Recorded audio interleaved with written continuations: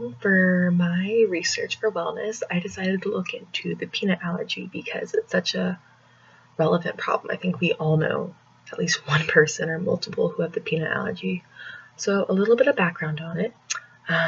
According to Wright, from a study in 2014, peanuts, he claims, are so popular because they have so many proteins, minerals, including vitamin E, folate, monosaturated fat, no trans fat, they're cheap. But he noted that research on the specific peanut allergy itself didn't begin until around the 1980s. Why did this research begin in the 1980s?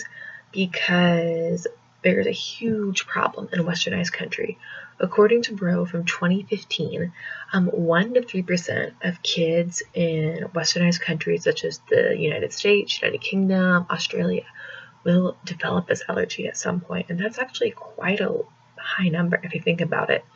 And according to Greyhout from 2015, this is an even larger problem because whereas many allergies are outgrown as a child develops into an adult, the peanut allergy is normally not outgrown. So according to Aldowish, from the study in 2016, what's really interesting is that the sensitization to the peanut allergy, which is where the peanut protein in the body is mistaken as a dangerous, harmful substance. So then no antibodies are formed and the body elicits dangerous responses. So this, which is called sensitization, begins during early infancy. And according to my notes, this is why, according to Vando, that research began on the prevention of the peanut allergy in the womb and infancy early on.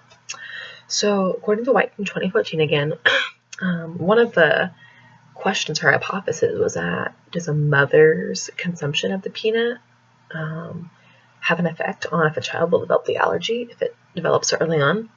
So this study, they actually found that even though genetic material is transmitted from the mother to the child in the womb, including antibodies, a mother's consumption of peanuts had no positive or negative effect on the child developing a peanut allergy.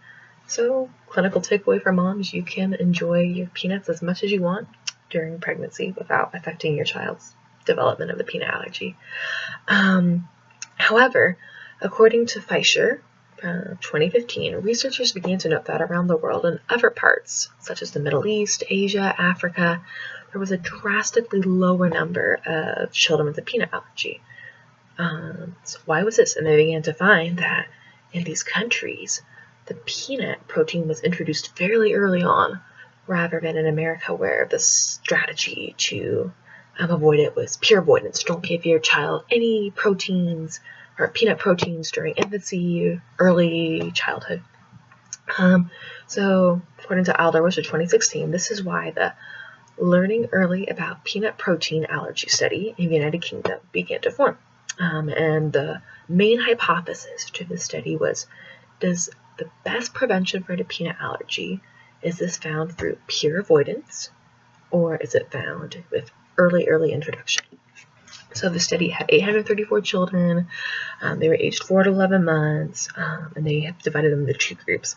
The first group of children had early introduction to the peanut allergy, and the second group was purely breastfed, and then once they were off of breast milk, still avoided the peanut.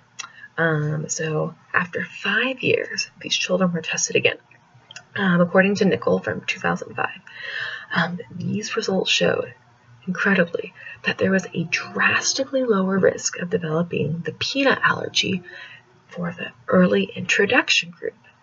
Only 3.2% of the kids who were introduced to the peanut protein early on developed the peanut allergy, whereas 17.2% of the children in the pure avoidance group developed this allergy. How incredible is that?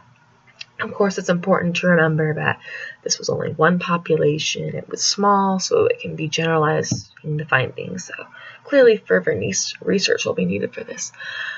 But the credible takeaway is that perhaps in America we have begun to found the solution. And if we take this to heart, perhaps we can begin to lower this incredibly high number of children developing the peanut allergy. So thank you for listening, and I hope you found this as fascinating as I did.